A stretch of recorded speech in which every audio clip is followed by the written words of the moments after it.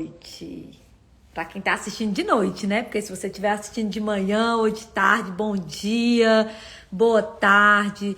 Gente, deixa eu fazer logo aqui os comentários. Isso aqui, né? Esses machucadinhos aqui, o nome disso aqui são marcas de beleza, certo? Isso aqui é um peeling que eu fiz. Oi, Cirleide. Oi, Ana Júlia, tudo bem?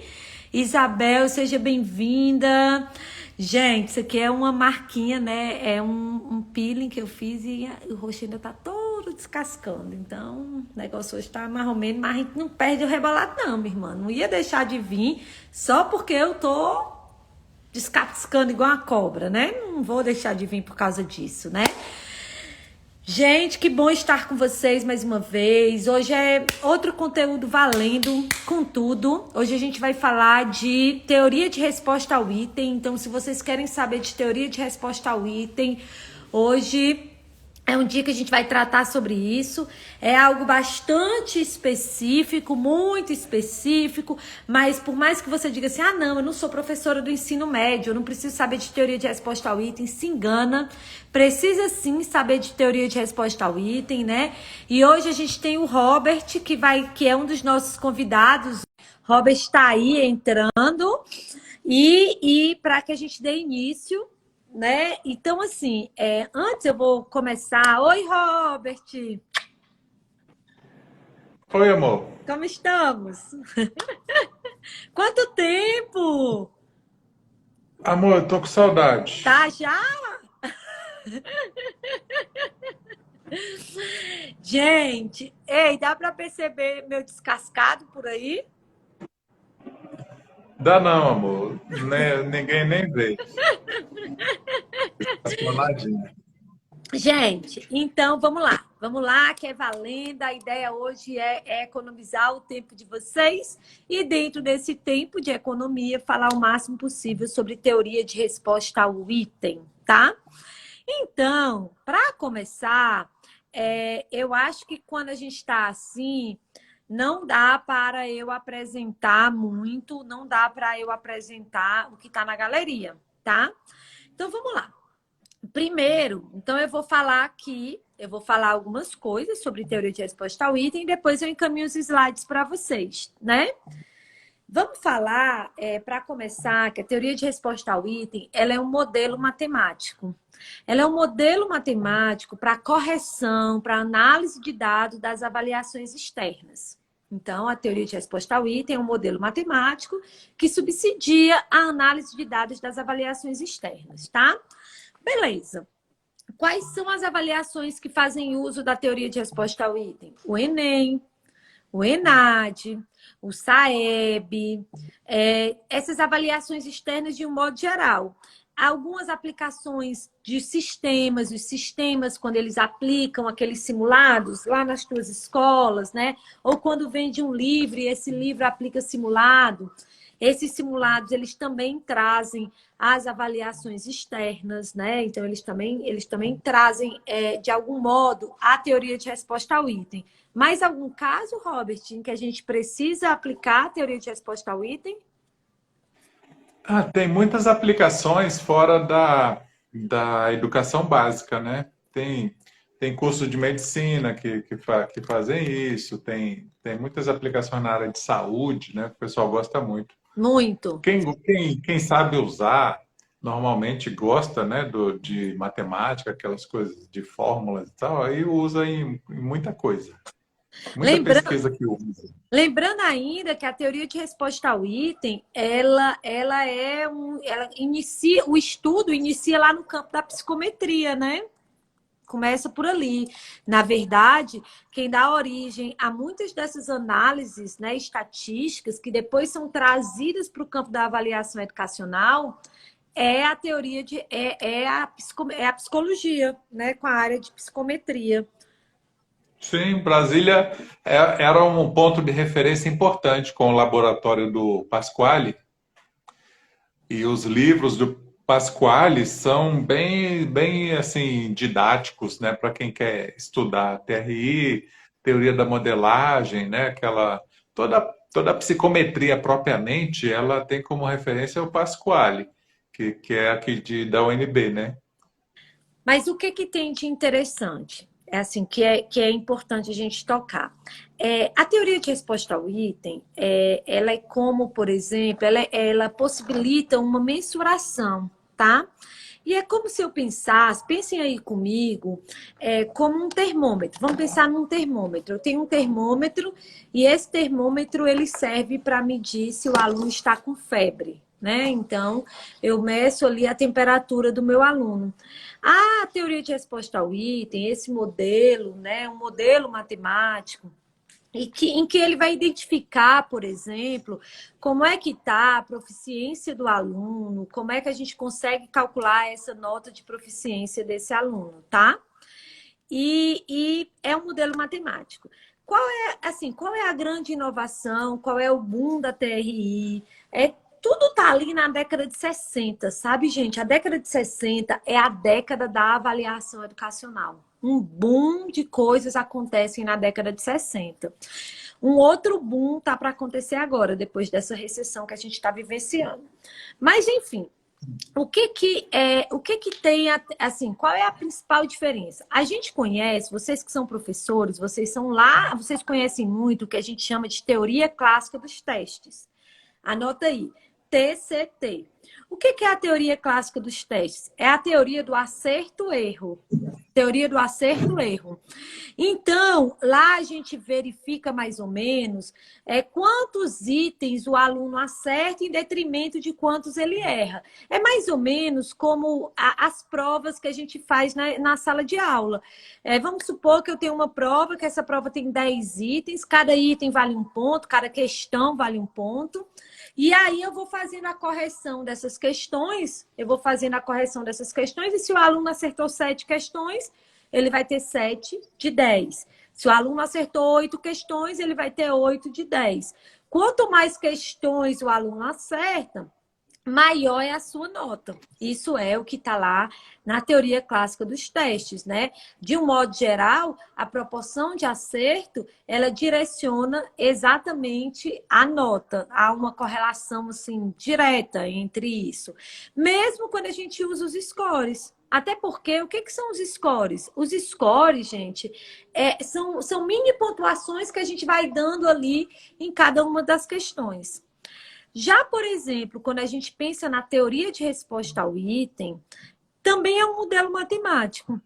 Só que ao invés de analisar a prova por inteiro, o processo se inicia analisando cada item. Como é que o aluno responde, não agora a prova como um todo, mas como é que o aluno responde aquele item específico.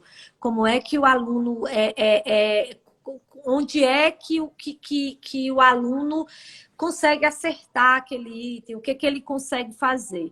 Então, a primeira diferença básica da TRI para a teoria de resposta ao item, ou da TRI, desculpe, para a teoria clássica dos testes, é que, enquanto a teoria clássica dos testes avalia o teste como todo, a teoria de resposta ao item avalia cada um dos itens. Falar alguma coisa, Robert, sobre isso? Sim, o Rodrigo gosta da TRI, ó. Está perguntando se pode aplicar na avaliação escolar, na avaliação interna lá. Super possível, Rodrigo. Ao contrário do que a gente imagina, que é um modelo robusto e que a gente não pode usar na sala de aula, super possível. Tem um rapaz, o nome dele é Giovanni, ele trabalha exatamente a dissertação dele de mestrado, ele desenvolveu um programinha, pegou um programinha onde você dava para usar a teoria de resposta ao item em sala de aula. E aí você associava, bastava você colocar é tipo um Excel, e nesse Excel você coloca o acerto e o erro do aluno, e aí ele consegue ir estimando, né, dentro de uma escala de proficiência, ao invés de a gente ter a nota, porque a teoria de resposta ao item vai possibilitar, né, você ter ali uma proficiência. Então é possível sim, a gente pode até aprofundar esse tema mais à frente. Mas tem uma outra diferença também. E por que a teoria de resposta ao item ela é a queridinha? O que ela tem de tão especial, Luzia? Por que se usa a teoria de resposta ao item? Por que ela é tão especial? Porque quando a gente usa a teoria de resposta ao item, a gente consegue analisar o padrão de resposta do sujeito. Então, por exemplo, vamos supor que eu mande, que um aluno olhe para mim, diga assim, que uma pessoa olhe para mim e diga assim, Luzia, eu, o CIMAV se baseia com a TRI, que a colega está dizendo. Eu corro 100 metros. Uma pessoa chega e diz, Luzia, eu corro 100 metros. Aí eu mando ele correr 50 metros e ele não corre. Aí eu digo, vixe, mas tu disse que corria 100, não está dando conta de correr 50 metros. É mais ou menos isso que a TRI faz. Por quê? Porque ela possui lá 3 parâmetros. É um modelo matemático com 3 parâmetros. O parâmetro de dificuldade, o de discriminação e o de probabilidade de acertar o acaso. A dificuldade do item, ela é calculada a partir do número de pessoas que respondem aquele item corretamente. Então, quanto mais gente responde ao item corretamente, mais o item é considerado fácil. Se mais gente de vários estágios cognitivos consegue responder aquele item é considerado fácil. Então, o primeiro parâmetro é o parâmetro da dificuldade. Mas a gente tem também o parâmetro da discriminação. O parâmetro da discriminação, ele separa bons, ele separa alunos, teoricamente, alunos que são bons, eles têm que fazer um conjunto de itens que alunos que tenham, porventura, um pouco mais de dificuldade não façam. O que você está querendo dizer com isso?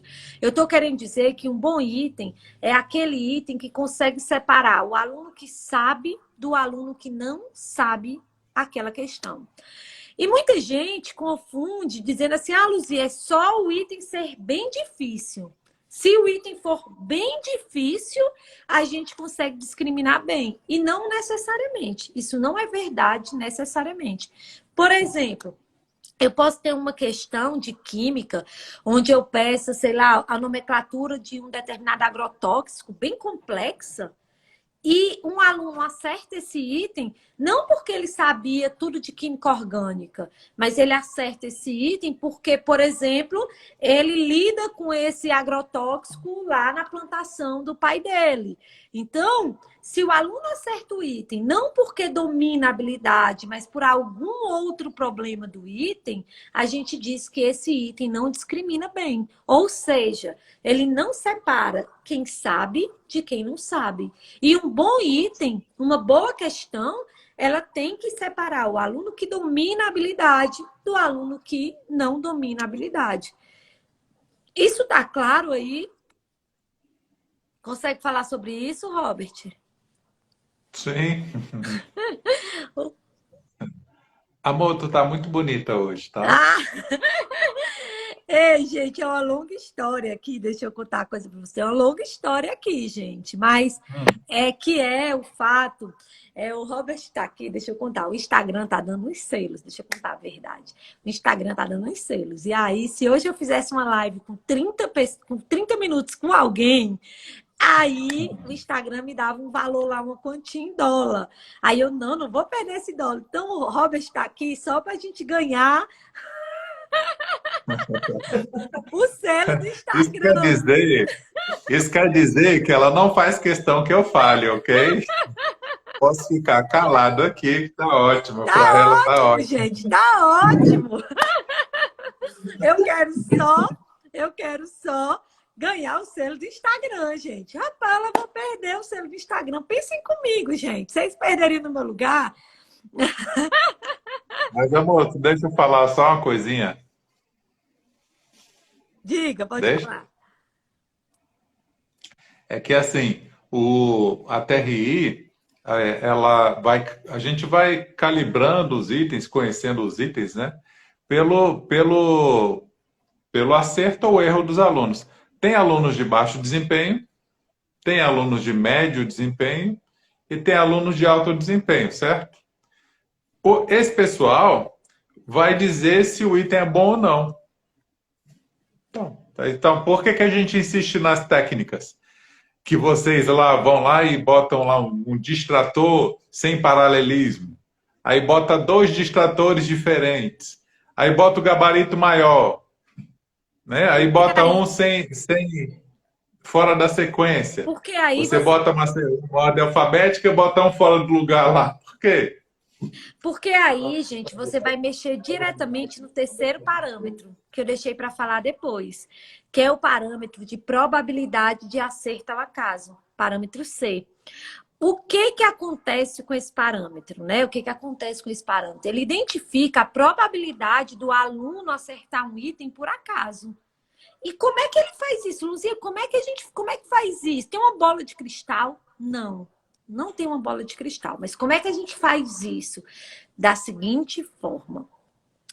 Vamos supor que a primeira questão do teste seja quanto vale 1 mais 1? E a segunda questão do teste, a 30ª questão do teste seja assim, quanto vale 1 mais 1 mais logaritmo de 1? Não faz sentido o aluno errar primeiro e acertar 30. Não faz sentido o aluno errar primeiro e acertar 30.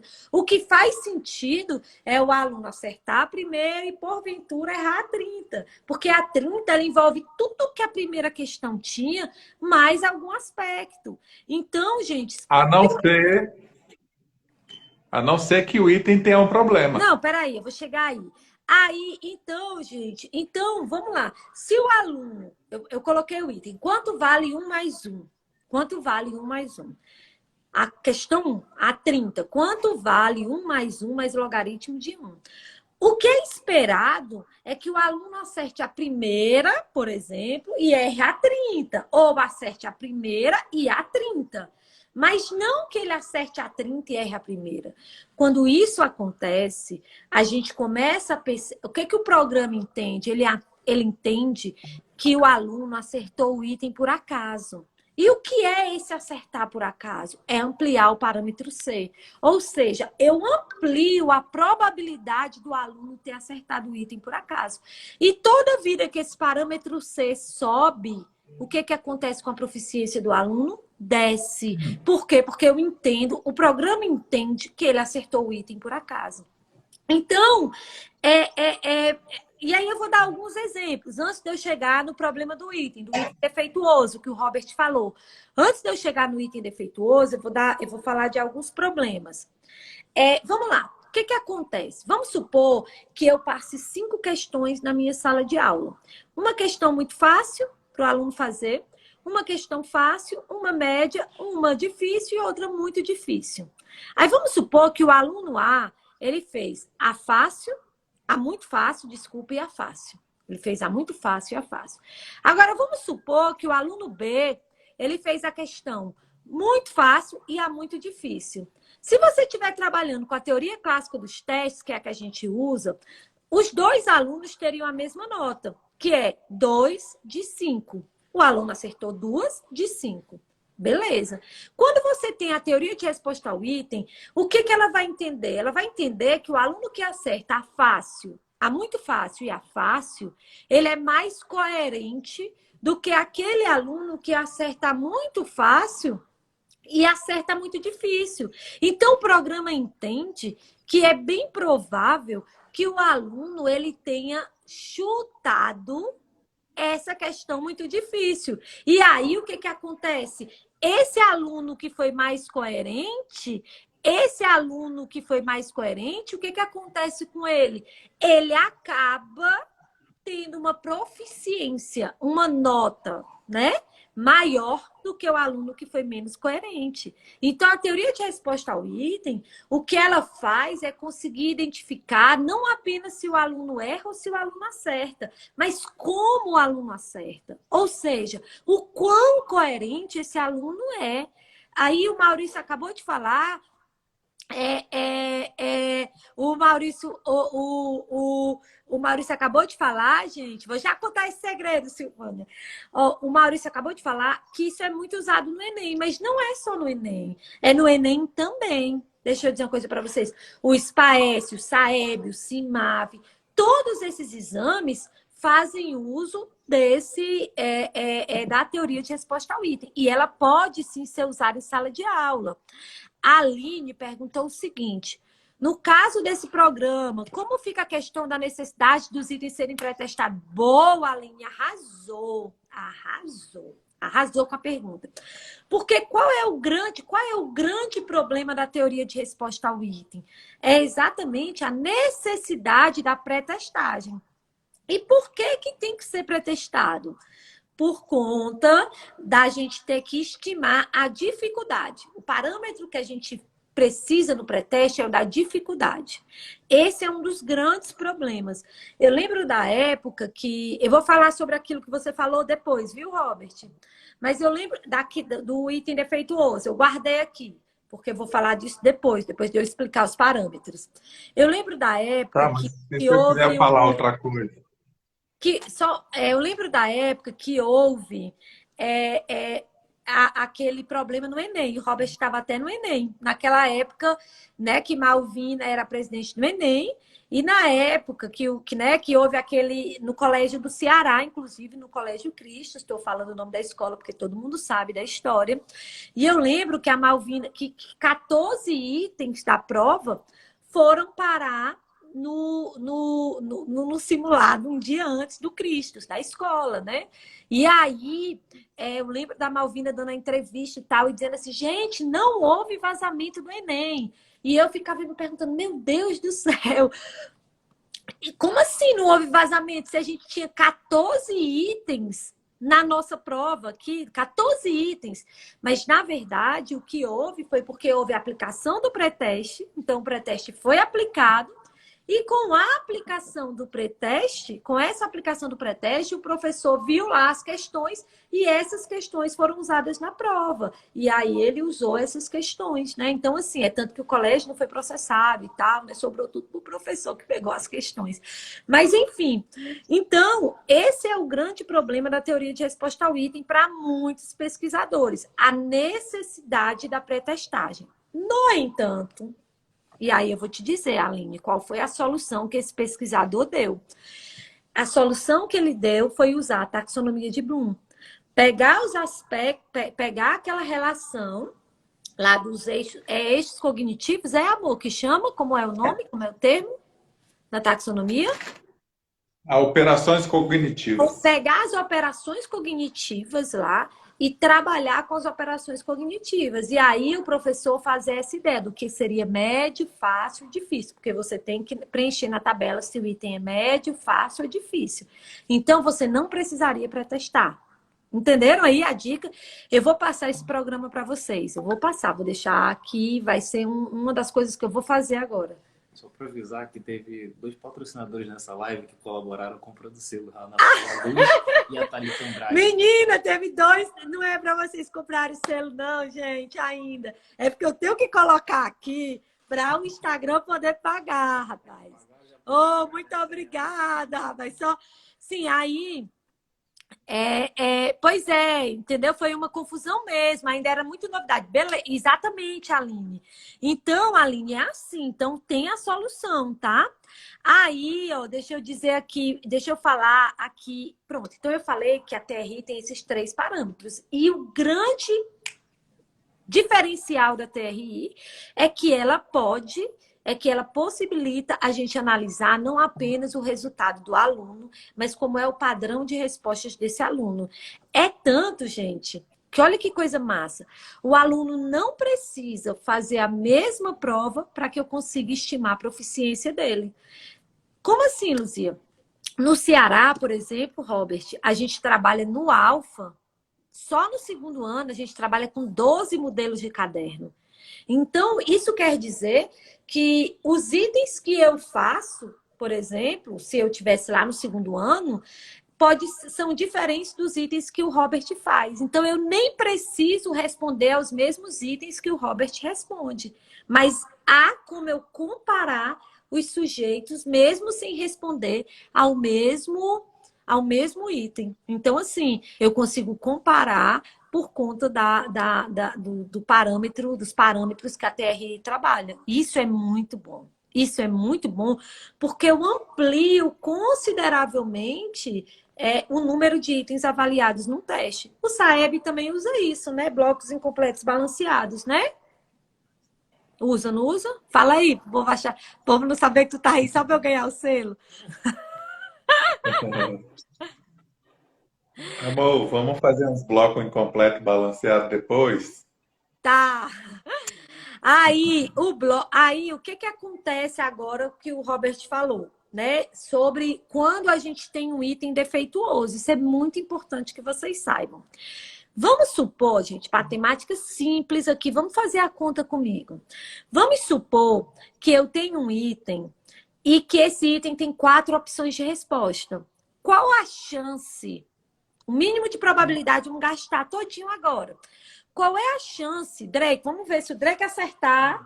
Drake, eu tenho um item com 4 opções de resposta. Qual é a chance do aluno acertar por acaso? Ele não sabe, ele chutou. Qual é a probabilidade dele acertar? 25%. Cem dividido por 4. 100% dividido por 4. 25%. 25%. A chance dele acertar por acaso. Preste atenção. Agora, vamos supor que um desses teus distratores, ó, Drake, presta atenção, seja defeituoso. Ou seja, um é aquele que tu olha e diz assim, esse aí tem nem perigo de ser a verdade. Esse aí é falso. Tem ou não tem distrator assim? Tu que já tem, não tem? Até o aluno que não sabe... Aí tu pega... Peraí, só um minuto, Robert. Aí tu pega e diz o seguinte, esse distrator aqui, ele não é verdade. Aí tu eliminou um distrator. Tu disse assim, não, esse aqui não é verdade. Então, a tua probabilidade de acertar o acaso, que era uma probabilidade de 25%, agora é de quanto, Drake? Uhul! Drake acertou 33,3%. Só para avisar, eu não sabia, tá? Ó, não sabia. Ou seja, o que que aconteceu? Eu aumentei a probabilidade do aluno acertar o item por acaso. Então, quando eu coloco um distrator desses defeituosos, quando eu pego um distrator com problema, quando eu pego um item que não está de acordo com as técnicas, gente, quando eu pego um item que não está de acordo com as técnicas, o que que acontece? O que que acontece? Eu aumento o parâmetro C. E toda vida que eu aumento o parâmetro C, maior a probabilidade do aluno acertar por acaso. O que que acontece com a proficiência dele? Baixa a proficiência. Então, a gente precisa ter atenção a essas situações. Pode falar, diz aí. O Drake acertou tudo, diz aí. Vai, o que eu ia falar? Então, por isso as técnicas, porque se a gente não sabe fazer o item, nós acabamos dando pistas, né? E deixando várias falhas ali. E quando você pensa que você está medindo a aprendizagem, o aluno tá adivinhando o que você quer, está chutando. Ou então ele não consegue entender o que você quer no item, e aí o aluno erra o item. Não é porque ele não sabe, é porque está confuso. Aí a sua avaliação, assim, você pensa que está avaliando, mas não está avaliando, você está tentando avaliar. Pois é, exatamente, Wanda. Isso dá porque muitos colegas professores, eles não sabem sobre isso, né? Assim, gente, a teoria de resposta ao item, por mais que ela seja muito disseminada, ainda não chegou na maior parte dos professores desse país. A gente está fazendo um e-book, inclusive dessa live, tá? Eu estou fazendo um e-book, vai para a lojinha da CPA, vai ser bem baratinho. O Drake já tem preço para o e-book? O Drake ainda não tem preço. R$ 9,90, gente. R$ 9,90. R$ 9,90? R$ 9,90. Drake acabou de dizer, vai para a lojinha da CPA. Mas é um e-bookzinho muito bacana sobre teoria de resposta ao item. Dessa forma que está aqui, sabe, gente? Porque a gente precisa monetizar de alguma forma, né? Para que a gente consiga continuar disseminando aqui conteúdo. Então, já fica ligado, porque essa semana, quando inaugurar a lojinha da CPA, já vai ter esse e-bookzinho e tal. E nesse e-book também, quando você clicar lá no e-book, quando você clicar, vai ter um linkzinho para você baixar um slide. E esse slide você pode usar para dar suas palestras e tal, e tal, e tal. Então, assim, vai ser um e-book bem baratinho, vai estar na lojinha da CPA na próxima semana que a gente vai inaugurar. Então, galera, Peraí, amor. Oi. Eu posso botar um livro lá também? Pode. Na lojinha? Claro que pode. Qualquer Se os professores Qualquer professor, só para falar Ah, sobre a lojinha, qualquer professor... Não, não é o que está na tela não, Josi, não compra. Ó, qualquer professor pode colocar um livro na lojinha da CPA, né? Então, assim, a lojinha da CPA... lojinha não, gente. Lojinha, diminutivo, não. A loja da CPA, ela veio potencializar a escrita dos professores. Então, a loja da CPA é para você colocar lá o seu material. Se você tiver um e-book, as meninas, a Márcia, são três. Elas têm um e-book sobre a taxonomia de Bloom, que ficou assim, fantástico. Elas também vão colocar lá na loja da CPA. Então, é uma forma da gente valorizar os colegas professores, né? E eles se sentirem valorizados. Esse e-book delas vai também para a loja da CPA. Vai o meu, da teoria de resposta ao item, né? Então, todos esses e-books vão compor lá a loja da CPA, tá? Ó, a Josi vai lançar o livro e vai lançar lá na CPA, enfim. A CPA, ela veio exatamente para isso. A ideia é empoderar o professor. A ideia é mostrar a autoria do professor. Vocês não vão ter mais dificuldade para publicar as coisas que vocês têm para falar. A CPA veio com mas exatamente então, esse amor, propósito. por trás da técnica que a gente ensina de elaboração de itens, tem a teoria da resposta ao item, que exige que o item seja perfeito, tecnicamente perfeito. Porque É. ela é que acusa quando o item está com defeito. Então, vamos lá. Luzia, para eu usar a teoria de resposta ao item, eu tenho que saber muita matemática? Não. Não. Nesse programinha que eu vou disponibilizar para vocês, que eu vou dizer, nesse programa que eu vou disponibilizar para vocês, você coloca lá as informações, se o teu item é fácil, médio ou difícil, você coloca ele usando os verbos de taxonomia, eu vou dizer bem direitinho como é que vocês fazem. E você tem como estimar a proficiência e fazer uma brincadeira em sala de aula, uma brincadeira séria, né? De estimando, de transformando nota em proficiência, teoria clássica dos testes em teoria de resposta ao item. Gente, negócio desse só tem aqui na CPA, deixa eu dizer, não existe em canto nenhum. Então, você não precisa ser um exímio matemático, inclusive para usar a teoria de resposta ao item na sua sala de aula. Dois. A teoria de resposta ao item, a principal vantagem dela é que ela não verifica apenas se o aluno acertou ou errou, mas ela verifica como o aluno acerta. E a gente consegue estimar se o padrão de acerto desse aluno foi um padrão coerente, ou se ele acertou por acaso. Então, é extremamente importante e especial para as avaliações externas. E em especial para avaliações externas de alto risco, de alto impacto, como é o caso do Enem, do SPAES no Ceará, que envolve premiação, como vai ser o caso do SAEB, porque vai definir verba aí do Fundeb. Então, assim... né, assim, a teoria de resposta ao item, né, ela é imprescindível para exames como esse. A Beth perguntou se pode ter autoria de temas da pedagogia. Claro, vai ter muita coisa. Vai ter muita coisa. Na verdade, os 2 primeiros livros que nós temos aqui foram do Conecta E. Então, a gente abre a loja da CPA, eu estou segurando a abertura, já está pronta, agora já está pronta. Mas eu estou segurando porque eu queria abrir a loja da CPA com os livros do Conecta E. Se eu não conseguir, mas eu vou abrir com toda a produção de professores. A CPA é um lugar de professor para professor. É um lugar em que a gente quer que o professor seja protagonista mesmo, né? Então, diferente de outros cursos na... Eu diria, Paula, eu diria que a CPA é mais do que uma graduação em muitos aspectos, sabe? Eu diria que tem muita coisa que vocês não viram na graduação e que a CPA traz, assim, para que você possa se inserir. Por quê? Porque a gente sai da graduação e entra no mercado e nós não estamos aptos a assumir as oportunidades que o mercado tem para nós. O mercado tem muitas oportunidades. Eu queria até fazer um comentário hoje, um colega me mandou o seguinte: Lu, não consigo ficar na demanda do Enem, porque uma demanda da CPA gigante, aí ele disse: Lu, não consigo ficar. Tô com muita coisa, meu filho acabou de nascer e eu resolvi optar por ficar com meu filho. Aí eu, caraca, só a CPA para dar isso ao professor. Sabe o que é o professor poder fazer escolha? Ele diz assim, Lu, agora eu não posso, porque hoje eu vou ficar com meu filho, então eu não vou pegar essa demanda. E aí eu pergunto a vocês, se ele tivesse em sala de aula, ele podia fazer essa opção? Não podia. Então, quando você olha para a faculdade nos forma dizendo que nós temos que ser professor. Professor, eu fui formada para ser professora, para ir para a sala de aula.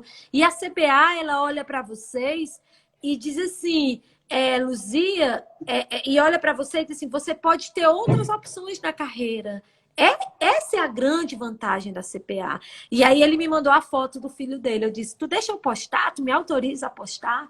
E ele autorizou a postagem, né? Então, assim, aí eu postei. Gente, não tem preço. Então, o que a CPA vem dizer para você são coisas que a faculdade não te disse, que você pode ocupar outros espaços. Claro, que com muito conhecimento, claro, que com muito conhecimento, por isso que a gente traz aqui tanto conhecimento, a gente divulga tanto conhecimento, Estudo, formação, estudo, trabalho. formação, trabalho, mas a CPA, até por isso a gente demora um pouco a crescer, né? Eu vejo alguns perfis gigantes e eu digo, cara, às vezes eu olho pro Drake, o que acontece? Por que a gente não cresce mais? Mas a proposta da CPA, porque a proposta da CPA é crescer junto.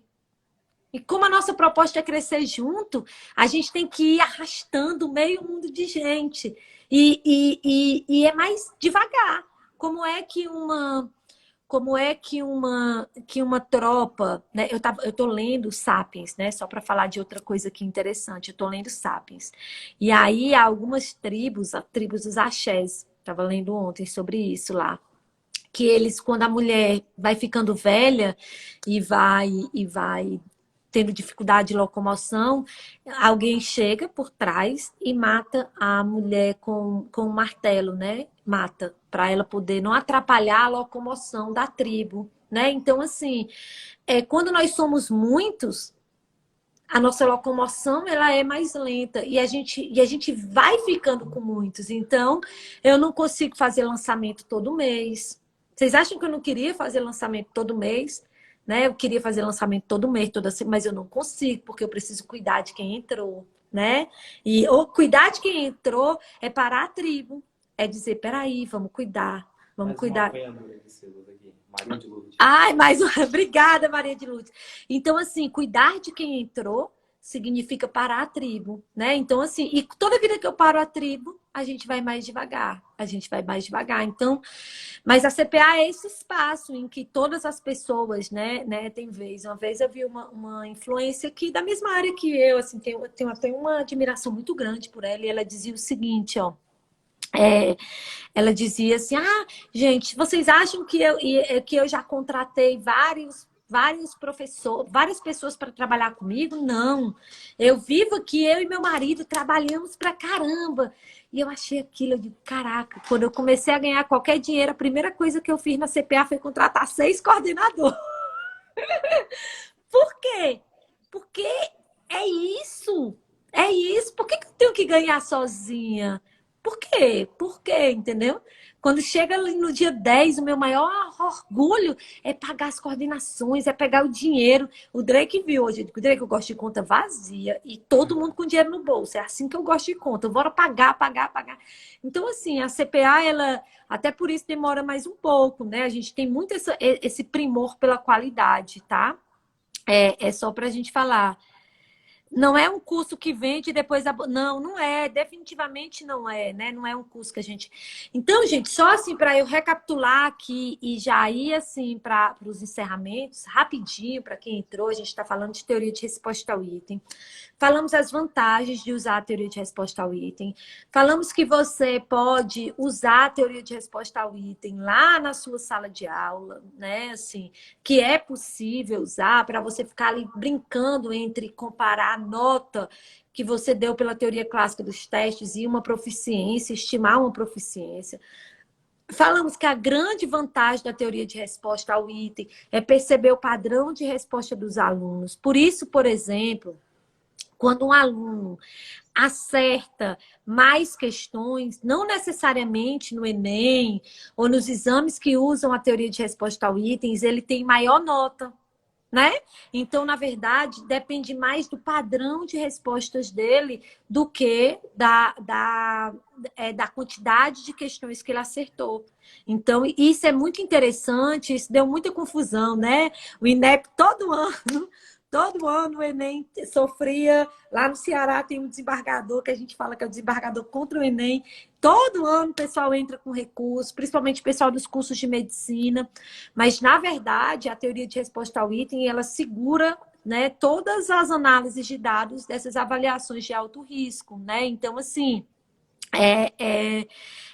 então, só para vocês terem essa noção aí, né, do que é, né, do que é a teoria de resposta ao item. E aí, só para eu fazer um comentário, gente, a dica que eu vou dizer para vocês, quando os alunos de vocês forem submetidos às avaliações externas, peçam a eles que façam os itens na ordem que estão postos e que eles leiam os itens. Por exemplo, um tiro no pé que os alunos do Enem dão, os alunos às vezes dão, é assim: eu gosto mais de biologia do que de física e química, então eu vou ficar catando as questões de biologia. Isso é péssimo, porque a proficiência ela é dada em cima da área de ciências da natureza.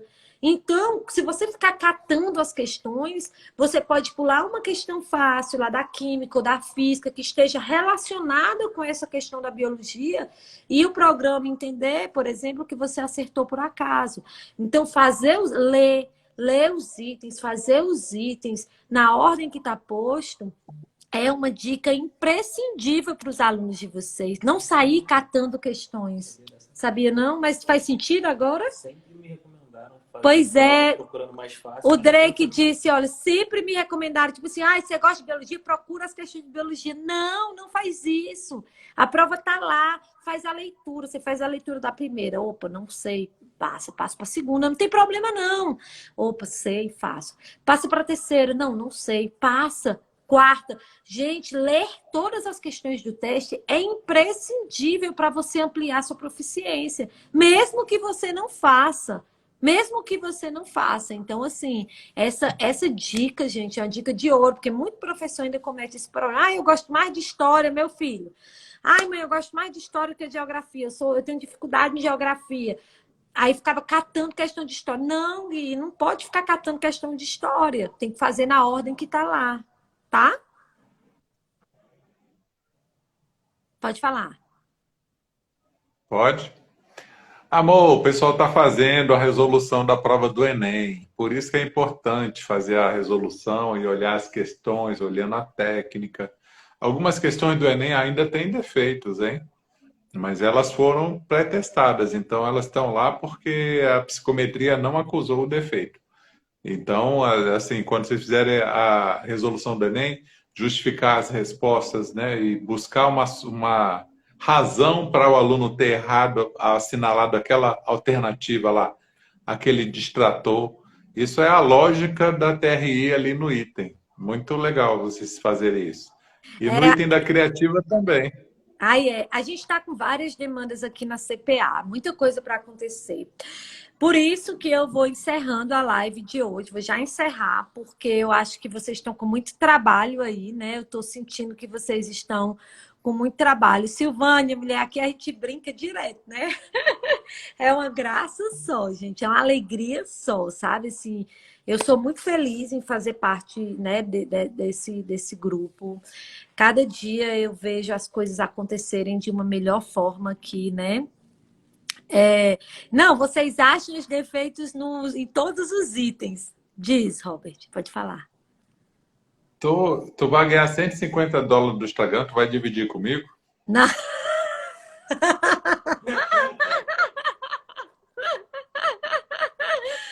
Gente, rapaz, o povo é umas perguntas. Rapaz, claro que não, né?